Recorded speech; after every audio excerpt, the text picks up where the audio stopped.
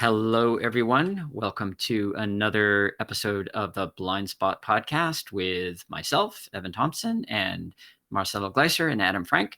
And today we thought we would talk about the planet, as in Earth.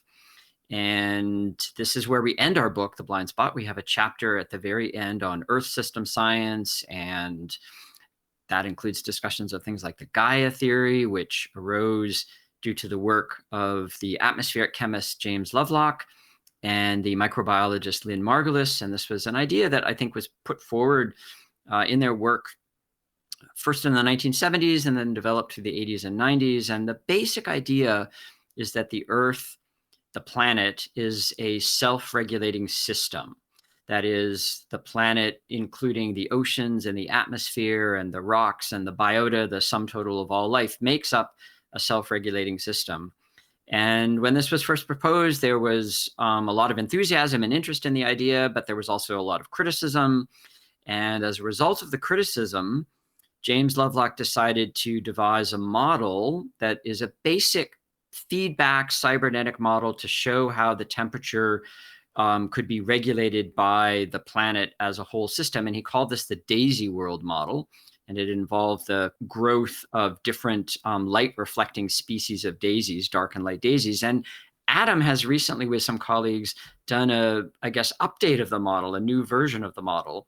So we thought we would begin with Adam describing maybe the original model and then how the new model takes further steps and what kind of questions it raises about the Gaia theory and how that would then be developed through further modeling and testing. Yeah, so the Gaia Hypothesis and Lovelock and Margulis, if I could just step back a little bit and tell a little bit of this story, because in my book, The Light of the Stars, I did a deep dive into it, which was a lot of fun.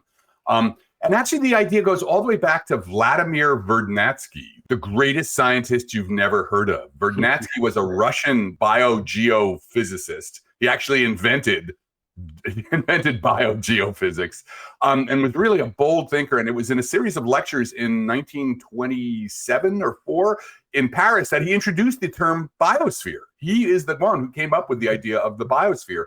The idea being that, that the sum total of life was a geological force. Before that, people kind of saw the plants and animals as being just kind of like some kind of green scum floating on top of the ground or the water, and it didn't matter. And he was the one who said, no, it has completely hijacked and changed the planet.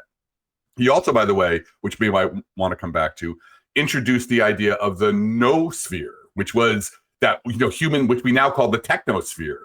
The idea that humanity and its machinery, so to speak, technology, was also now adding another layer on top of the biosphere. So fast forward to the 1960s, James Lovelock is an independent scientist, kind of an atmospheric chemist who'd made enough money with this device he had devised for testing small amounts of chemistry that he could do whatever he wanted. He was pretty much independent. And NASA, young NASA, 1960s, early 60s, hires him to do experiments about, hires him to, they were thinking about sending probes to Mars to test for life. And he's sitting here listening to these guys talk about looking for microbes on Mars. And he's like, you're just looking for Earth life. How do you know there's going to be Earth life on Mars? And it's in thinking about this that he realizes that atmospheres are life detectors. And we use this, right, as Marcelo knows very well, in astrobiology now, that it's the chemistry of the atmosphere is completely changed if there's life there. For example, we have oxygen in our atmosphere.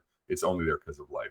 So it's out of this that Lovelock begins to think about atmospheric disequilibrium, atmospheres being pushed into places that they wouldn't normally be by life, that he develops the Gaia hypothesis, that life is sort of this driving force which changes the planet, but changes it in a way just like homeostasis, basically. If you drop me off in Antarctica, my internal temperature is going to be 98.6 degrees. If you drop me off in the Sahara, my internal temperature is going to be 98.6 degrees.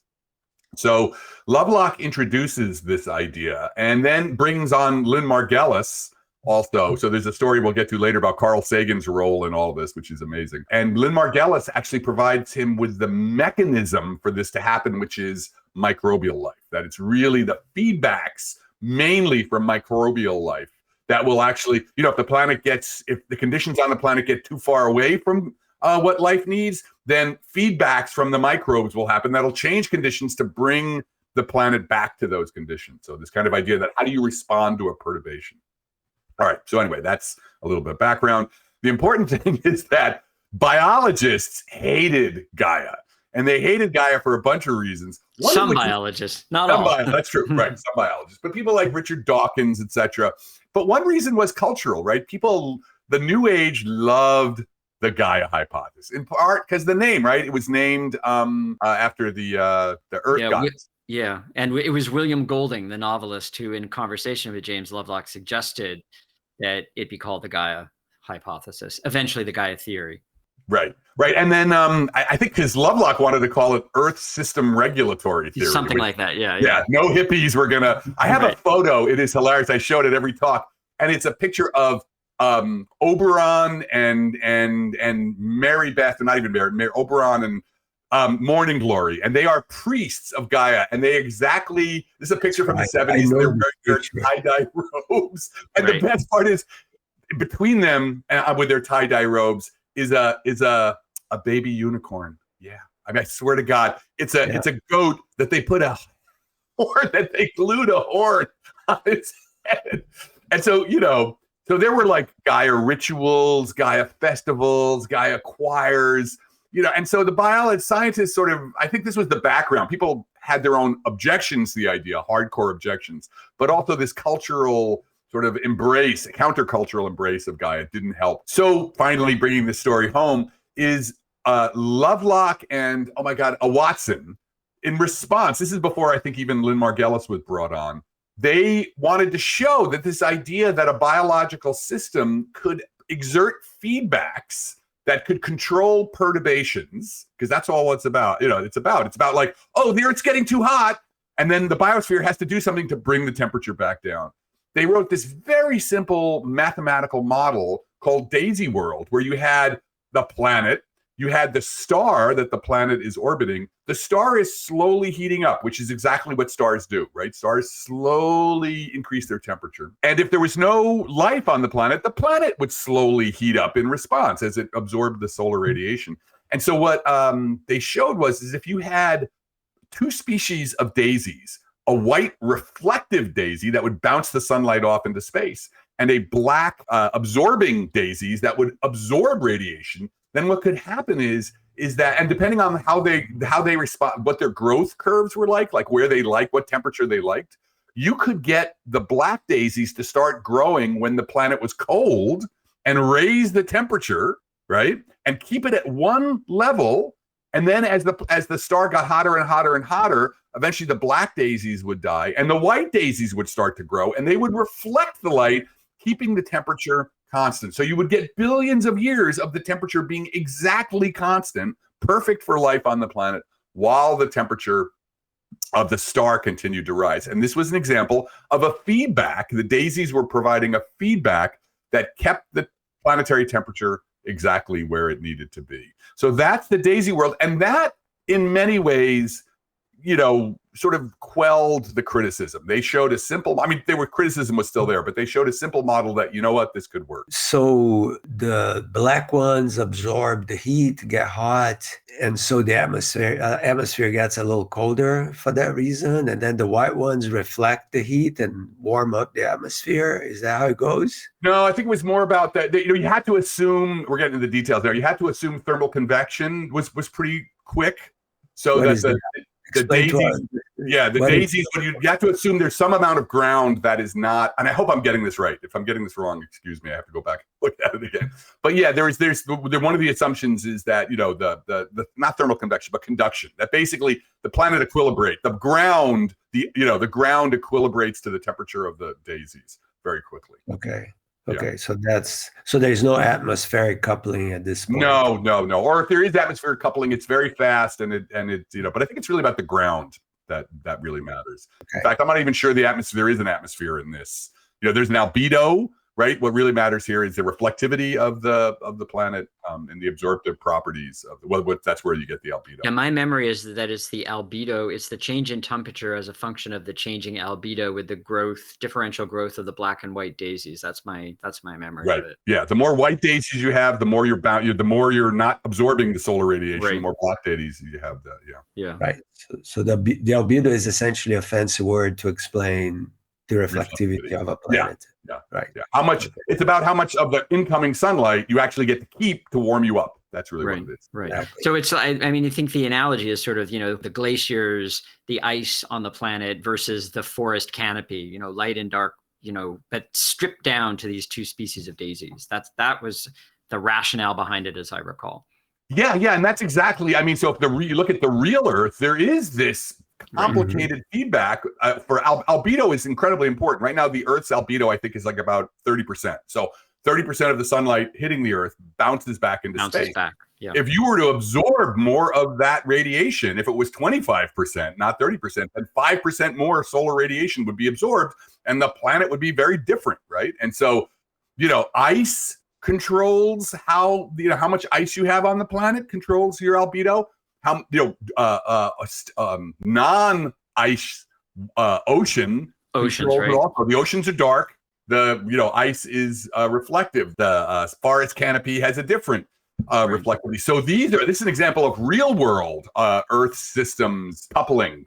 The Daisy world was this pared back version of what is really happening on Earth. And as climate change happens, where people are worried about the changes in the albedo that will occur from all these links. Right. We should probably also know when we talk about Earth system science, what are the systems? There is atmosphere, right? The veil of gases around the planet. There is the hydrosphere, which is all the water, lakes, rivers, oceans. There's the cryosphere. You have to treat the frozen water differently as a system than the liquid water. There's what's called the lithosphere, which is just the ground, right? Not all the way down. You're not interested, though it couples, you do have to think about it, the deep mantle that's 1,000 feet down, but it's really the crust, the upper layers. And then the biosphere. So before we go on to what we did, is there anything else we should say about? So this is sort of the history, Well, maybe one thing to point out is that the criticisms that were the early criticisms that were made of the Gaia hypothesis by people like Dawkins and W. Ford Doolittle, and those criticisms were basically, well, you're supposing that the Earth is a biological individual, but the only way you can get biological individuals is from evolution by natural selection, and there's no population of planets that are competing reproductively, and so there's no selection mechanism, and so this is just a silly idea. And what's interesting about that criticism is that it makes a fundamental kind of conceptual mistake, actually, which is that the proposal is that you have emergent macroscopic dynamic phenomena that are arising out of lower level,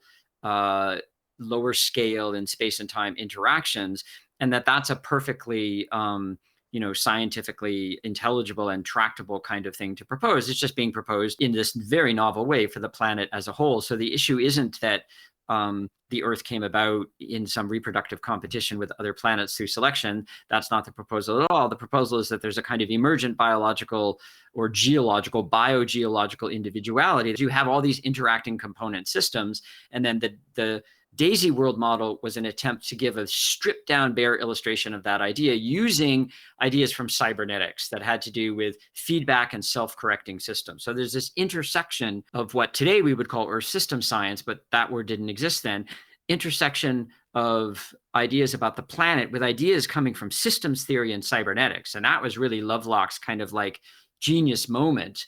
Well, he had many genius moments, but that was certainly one of them, where they, this intersection of abstract system theoretic ideas from cybernetics with these much more, concrete ideas that integrate geology and biology and atmospheric chemistry and so on. Can we talk a little bit more about cybernetics, about the history of cybernetics? Because I'm just becoming aware of this, myself in sort of reading. I've been reading this giant 4-volume set put out by the Santa Fe Institute, Santa Fe Institute, called Foundational Papers in Complexity Science. And it goes back to 1920. And it's like paper after paper that set what we now call complexity science, which all three of us are very interested in, how these ideas are emerged. And there are from the 40s, a couple of papers by Norbert Wiener. Is that? Mm-hmm. Yep, Norbert So Wiener. can we talk a little bit about, you seem to know more about cybernetic, theory than I do. I don't know, Marcel, if you want to chime in too, but I don't really know. I know bare bones what cybernetics. Cybernetics is the origins of what today we think of as complexity science, also the origins of what today we think of as cognitive science. And it was a field that's, depending on how you want to date it, emerges. There's work that goes back to the 20s, but it really starts to come into formation in the 40s and 50s.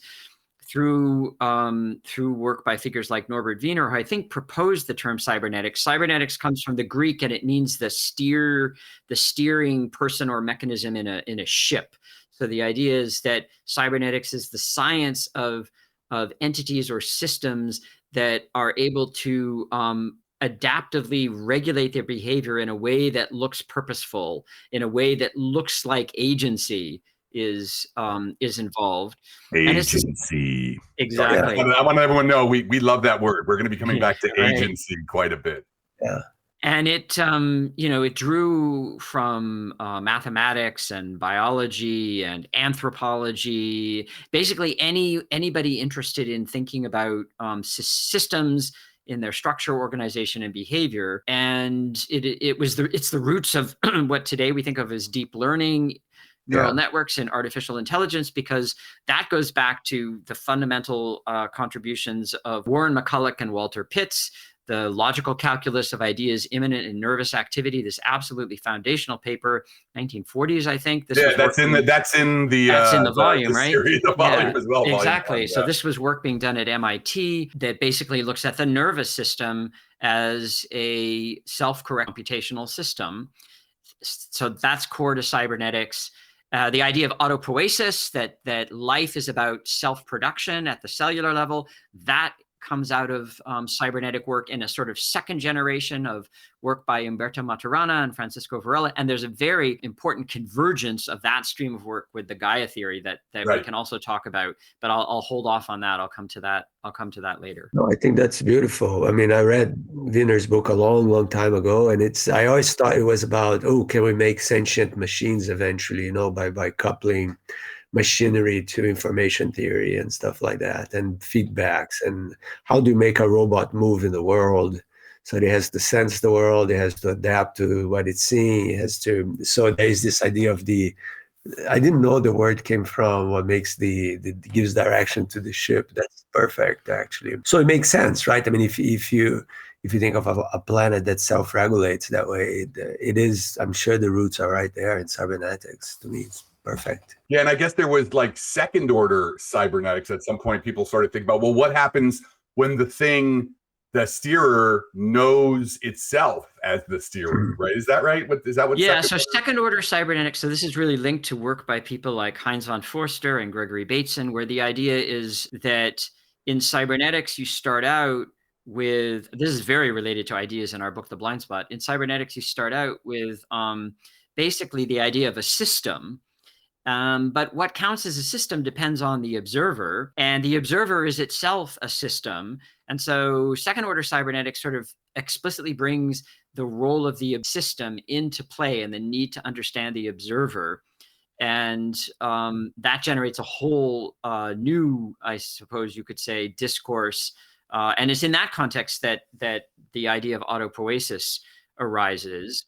And actually, so maybe I will say something about autopoiesis and Gaia at this point, and then you should tell us about your updating of the DAISY model, DAISY World model. And this has to do with my father, actually. So my father, William Irwin Thompson, he ran an organization called the Lindisfarne Association. And in 1980, I believe it was, he organized a conference that was held at the Green Gulch farm, which belongs to the San Francisco Zen Center. So this is in Marin County. So this was a Lindisfarne Association meeting, and he brought together James Lovelock and Lynn Margulis, whom he already knew, and Francisco Varela and Umberto Maturana, the architects of the theory of autopoiesis, whom he also already knew. and a French information theorist, theoretical biologist named Henri Atlan, and also Heinz von Forster, one of the leading theorists of second generation cybernetics. And the idea was the rationale for this meeting was to bring the Gaia theory thinkers together with the second order cybernetics and autopoiesis stream of research. And it was at that meeting that basically Lynn Margulis and Francisco Varela and Roberto Maturana sat down and talked for hours, where Maturana and Varela explained the theory of autopoiesis to Margulis. Margulis explained, and Lovelock explained the Gaia theory to Maturana and Varela. And out of that came the idea that what Gaia is either an autopoietic system or something analogous to an autopoietic system at a planetary level. So it provided a whole new kind of conceptual vocabulary for thinking about life at this planetary self-production level. And that then particularly influenced Lynn Margulis's writing about the Gaia theory going forward. Were you at this meeting?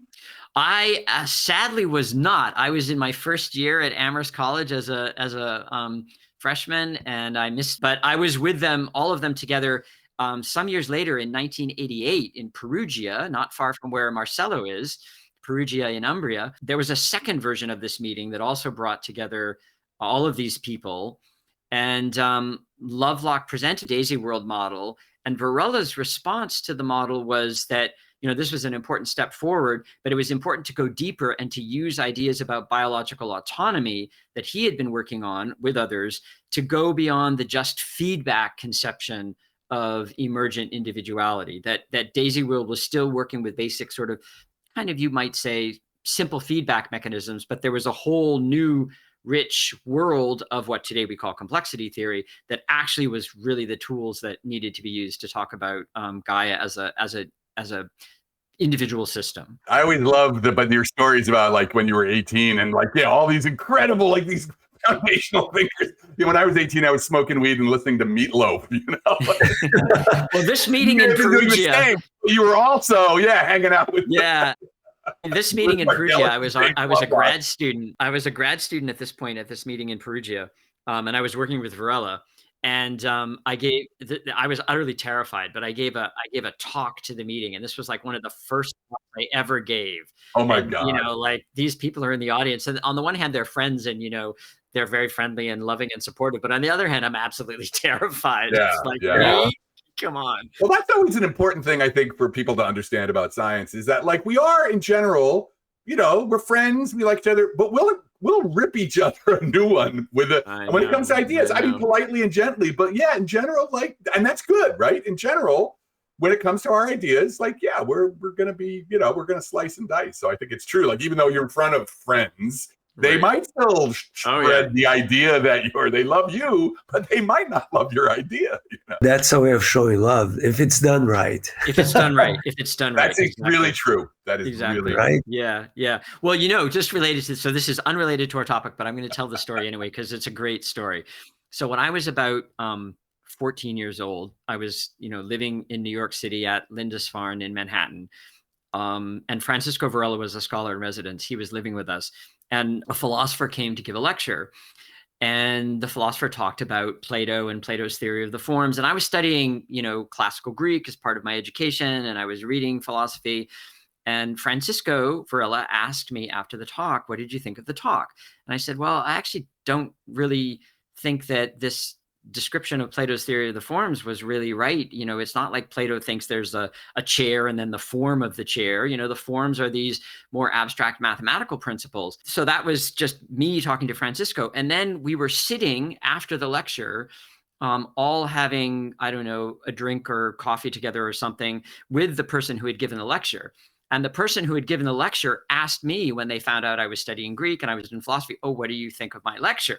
And I said, "Oh, I really liked your lecture. It was very nice." So after this was over, Francisco, no, I didn't say anything. You didn't do that, I just said, however. "Oh, yeah." And then Francisco came up to me afterwards and he said, "You shouldn't do that. You should never do that. You thought the lecture was wasn't good. And, the person asked you, you have a responsibility to say you thought it wasn't good, and don't ever do that again." And he was doing it in this older brother avuncular way. Yeah. It really stuck with me. It was like, oh, I was just trying to sort of be polite. I was a little scared. I didn't want to, like criticize the person. And then Francisco said, no, you have to say what you think, and you have to tell them, no, I think you're wrong. That's what you have to do. So that really stuck with me. Anyway, that's a great story. Yeah, because a lot of what I have to deal with in some of my public writing is when it comes to like conspiracy theories. I just had that New York Times op-ed a couple of weeks ago about the manosphere and what it does to science, and trying to get people to understand that, like, scientists and scholars, there is an ethics that goes along with it. Like, none of us are making a whole lot of money from what we've done. We do it, not for, it's a comfortable living, but we do it because we believe in it. This is our identities are caught up with the principles of scholarship and honesty and transparency. And there's an ethics that comes with this that we really live by, because what else do we have? So update of Daisy World. Okay. So Daisy World. So what did we do with Daisy World, and why did we do it? So just some background, which is the question, as you were pointing out, that Margellus and Lovelock, and the question really is not whether the Earth is a living, individual. It's whether it displays agency, right? Whether the Earth is an agent. And this is something that the three of us right now are very interested in. We're doing the three of us in the podcast, we've been talking together about it quite a bit. The idea of a physics of agency, which would of course be more than just physics. It would be biology and information theory, and computational theory. But what makes an agent? An agent is a system that has self-awareness, right? Is present in its environment, but it also is creating its own environment, right? When we talk about agency, we talk about autonomous agencies. An agent has its own purposes and decides for itself about what it's going to do, right? So the question really here is Gaia an agent, right? Because if we sort of follow the history, if we just go back to the history, Gaia theory remains pretty contentious in the scientific community. But what happens is as climate science is rising, this new field of thinking about the Earth takes huge amounts of ideas from Gaia theory, from Gaia theory, and it kind of they sort of like put the name away because they don't. It's like, oh, this is too contentious, and it starts to be called Earth system science. And there could not be a science of the Earth's climate, or really anybody else's climate on any other planet, without Earth system science.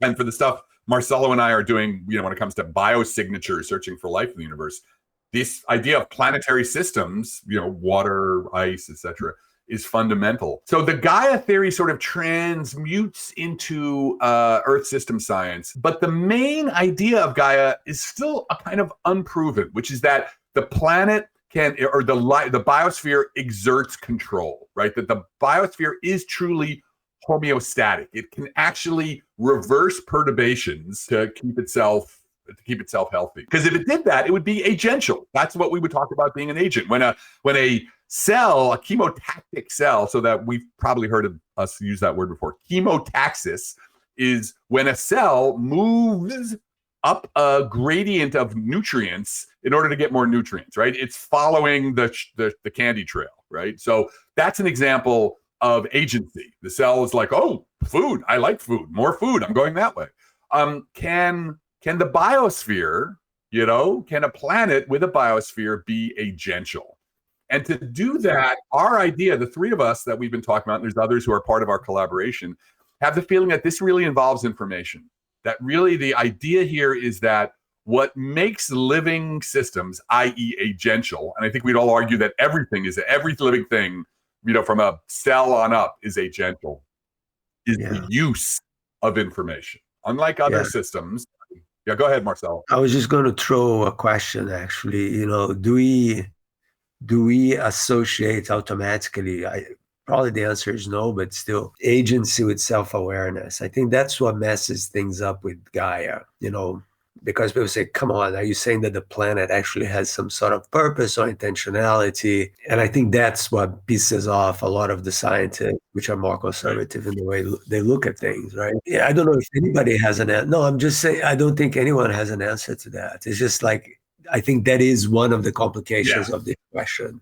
Right. And that's what we're Go ahead. Sorry, Evan, go ahead. No, I would just say, I think it's important to separate questions about awareness when we use that word in a way that suggests consciousness or sentience, it's important to separate awareness, let alone self-awareness, from questions about a system being an emergent individual that operates autonomously, where that means that it's made up of interacting subsystems or sub-processes that are all entangled in a way so that it functions as having a unity or a kind of wholeness that involves adaptively regulating itself so as to maintain that unity or wholeness. It's important to separate that question from questions about consciousness or sentience or awareness. Even if at the end of the day they come back together, you can't sort of a priori assume that they're going to be together from the start. Right. There's no conductor in this orchestra in a sense. Right. Right. The Earth, there's no, right, exactly. The Earth, this view does not require that the Earth has, sort of, right, a consciousness that's like, oh, I love life and, and I love unicorn. What? Unicorn. My unicorn. Right. Yeah. And so, what Evan was describing, there was a bunch of things the words there, about organizational wholeness, causal closure, these are really powerful ideas that need to be explored and have just the hints of being explored beforehand, right? I mean, in the sense of especially from a physics perspective, there are these leading thinkers who in the 70s, 80s, and 90s began to sort of push in that direction. But I think there's what's really exciting from our perspective is there's so much work to be done to try and understand what agency means from a, informational, physical, thermodynamic, biological point of view that hasn't been done before. And you can separate, as you said, you can separate that out from is there a consciousness in there? Because that's you don't need to jump right to that question for this perspective to be mind-blowingly profound to me. That a system that is physical can have this property of agency, because one of the things that will come out of this, and I'm sure we can devote a whole episode to this, is the idea of co-emergence. That one of the things I think that we're very interested in is that when a system becomes an agent, the environment also becomes the environment, right? What is the world like by itself, without us? I have no idea. You know what I mean? It's kind of Kant's thing in itself. I don't know if there's anything you can say. And this was the whole point of our book, of The Blind Spot. What can you say about the world independent of us, right? Nobody ever gets the world independent of us. And so one of the things that sort of comes from this perspective of agency is that, of course, there's a world without us. It's just not this one, the one we're living in. And that may be true for every agent. That the environment becomes a meaningful environment full of things you want to pay attention to only when the agent becomes the agent. So no self, no world, no self in that sense. World meaning environment. Right. So it's an open question whether the planet, with the proper name Gaia, is an agent in that sense. And that could turn out to have been a very, fruitful idea for generating research, but it might turn out that that's not actually how it works, even though the interacting systems of the planet interact in these, dense, complex, nonlinear ways that involve some kind of mutual regulation. So that, I assume, is what's behind the updating of the Daisy World model, right? So maybe describe exactly what you found, or how the model works and what you found. Right. So the question, we believe, that one of the directions that the three of us with our collaborators are pursuing is the idea that agency has something to do with information, right? And that all agents store, copy, transmit, process information. Unlike rocks, rocks don't do any of those things. You can describe a rock in terms of information, it's the location of the atoms in the grid, but the rock doesn't care. You could also use other methods to describe rocks. Whereas with agency, with life, you have to think about information. So what we wanted to do, because we are interested in this question of whether or not the Gaia or the biosphere is agential. And I kind of think it is. That's my bias, but I could be wrong. We took the Daisy World model and we converted it into we had to find a way to be able to cast it in information theoretic terms so that we could do an analysis of it in terms of what we call semantic information, right? So this now leads us in a whole other direction, which I won't take us down very deeply, but just there's a difference between the kind of information the kind of what you think of as information that your computer is based on, which is called syntactic information, which is just basically, it's all about probabilities about whether a particular symbol in the alphabet is going to show up. Oh, E is used a lot, so that has this probability, and X doesn't get used very often, so that has a different probability. There's no meaning in that. What we're really interested in is how information, which is kind of inherent in the word, in the colloquial sense of the word, there's a knower. There's something to be known, and there's a knower. So we had to cast the Daisy World model in a way that we could do a information theoretic analysis of it and look for semantic information. So we've been studying semantic information for a while. And by the way, this was all done by our postdoc, Damian Sawinski. So he was really, Damian is so smart. He's the one who figured out how to do this. And basically what was really interesting is, because one of the fundamental things with information theory is it really matters, fluctuations really matter, right? This is, you really have to think about like, this is statistical. There's the temperature's going up, the temperature's going down, temperature's going up, temperature's going down. You need randomness in order for any of this to make sense. So what he did is he figured out how to put it, we focused on a planet that was orbiting a brown dwarf, right? Not something Earth-like, but something that's, that is orbiting very close to its star. Because for not brown dwarfs, excuse me, M dwarfs, these are stars that are half the size of the Earth. Yeah, and they have much, their habitable zone, where a planet would be warm enough to have life on it, is very close to the star. These things have 1 week orbits, right? It takes us 365 days to go around the sun because we're pretty far from the sun. These things are parked right up against their stars. And they have flares. They have very powerful, solar storms. And so that's a fluctuation. Like the planet is constantly getting whammed on by these flares. And so that means the temperatures are always experiencing fluctuations, even though overall the star is heating up, like the star is slowly heating up. Now there's a lot of noise in it. So anyway, that's the background. So we were able to do a information theoretic analysis of the daisies and how the daisies were making their switch. And what we found is the important point was a semantic information threshold. And this is something we've seen in our other models of semantic information, how semantic information works, meaning how systems that use meaning acquire meaning. And this is, like, again, lots of detail. We won't need to go into it. But what we've always found in these systems that are using semantic information, that are gaining meaning, is that if you look at their information gain as a function of sort of like what their interactions are with the environment, those systems will show like very flat, if you add a bit of information, nothing changes. If you add a bit of syntactic information, nothing changes. And then you get to a point where suddenly, wham, it goes like the amount of semantic information rises very steeply. It's as if suddenly, like, I'm very metaphorically here, wakes up, right? And we found that the Daisy world has that kind of change, that once there's enough sort of linking between the daisies and the planet, you get a point where the daisies suddenly go through a semantic information threshold. So it was just, it was the beginning. It was, there's a million miles to go. But we showed that you can think about Daisy World in a semantic information way, where you can think about the daisies getting meaning, responding to, being, having a causal sort of internal state representation of what was going on. So it was a first step in sort of thinking like, maybe, in Daisy World, you can see a sense perhaps of agency in these black and white daisies. This would probably open up a bigger discussion, and maybe we'll do it in some future episode, but I'm curious if you can give just a little mini description of what semantic information in your model is. So if we think of, say, syntactic information as given in terms of bits, which are just purely quantitative, formal syntactic things, what is semantic information in your model? Yeah, so this comes from a paper by Kolchinsky and Wolpert in 2018.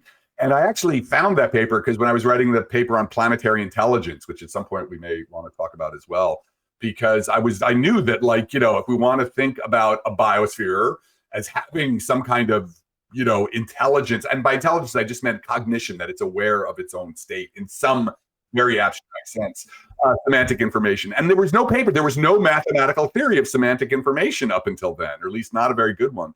And in 2018, Artemy Kolchinsky and David Wolpert wrote a really beautiful paper that was kind of as Artemy would say, it was a manifesto for a mathematical theory of semantic information. And the idea is very simple. Imagine you've got a squirrel and it's in a forest, and the squirrel has hidden its nuts all around the forest, right?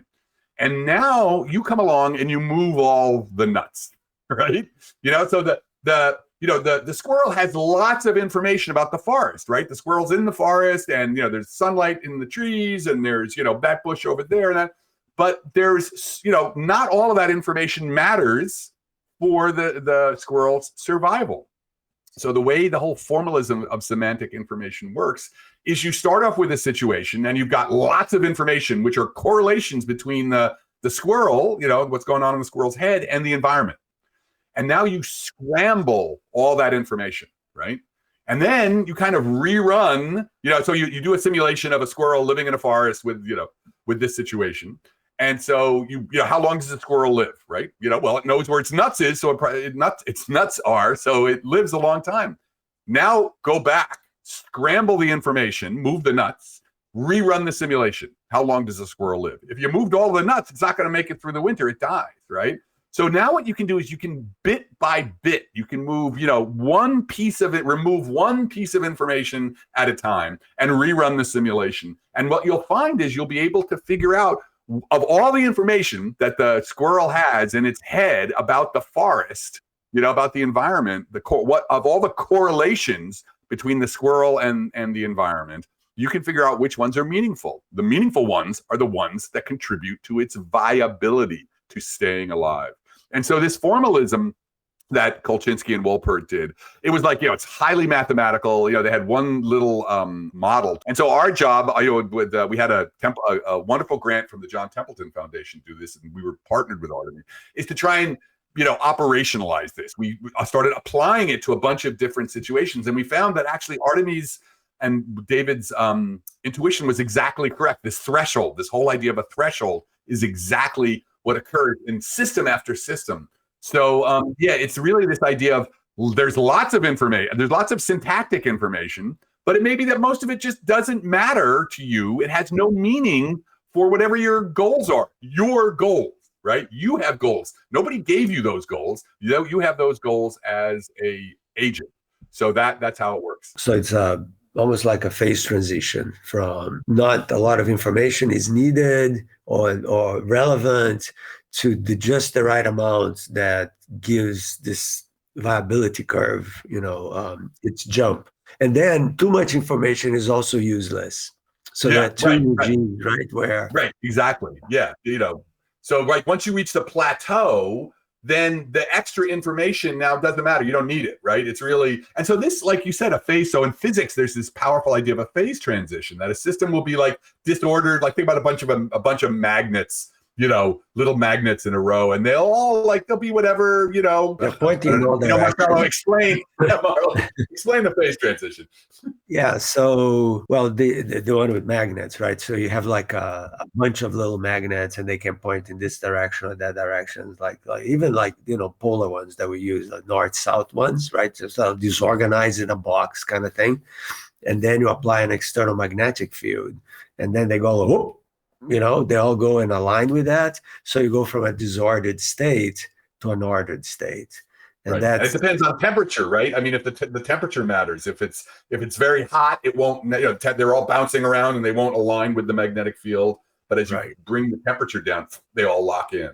Yeah. There's a competition between the strength of the outside magnetism to align things, and the noisiness that comes from the agitation from the temperature.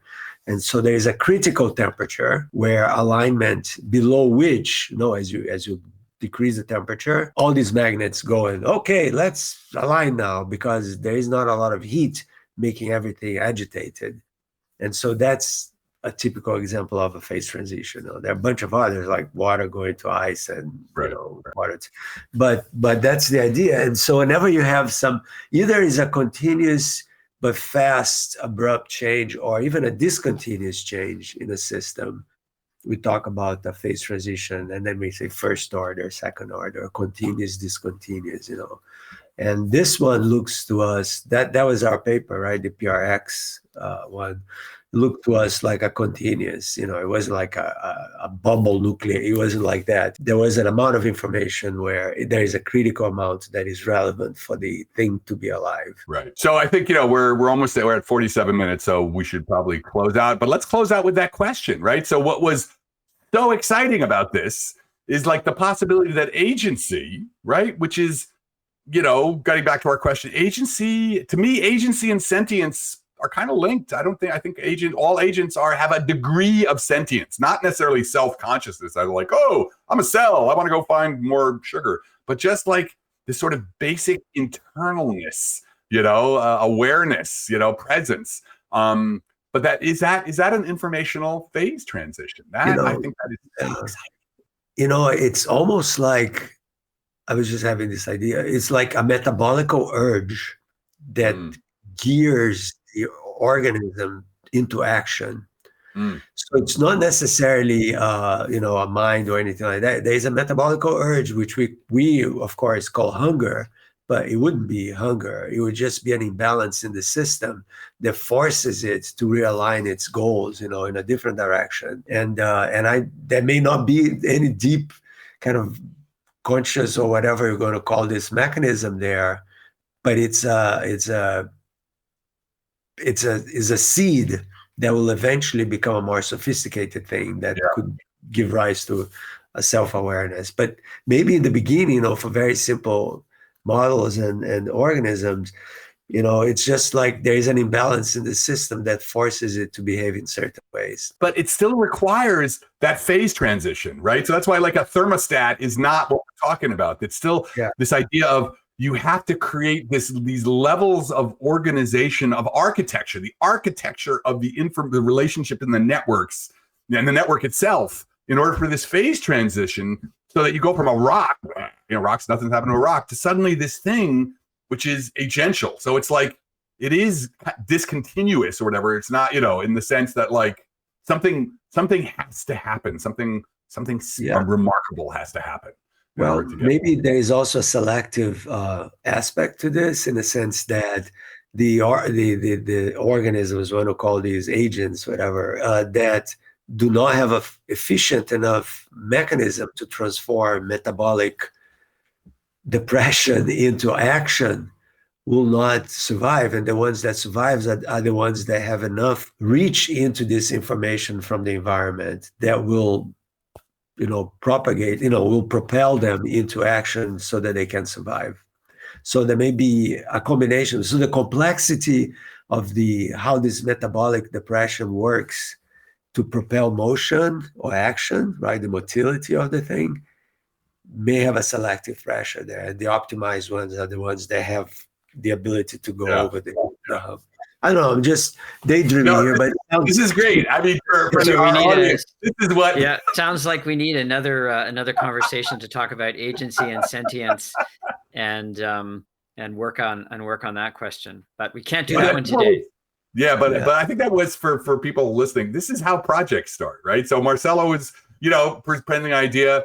I would be, probably want to push back a little bit, but then it's out of this. This is like what our conversations are, over beers or whatever, where it's like, wait a minute. And then like suddenly it evolves and it's like, well, how do we test that? Or how do we formulate that? So that was that's a beautiful little, like, this is how the game gets played, and the joy of it, right? The creative. I was going to say so much fun, because it could be much fun. Most of the ideas are, but when it's right, it's really awesome.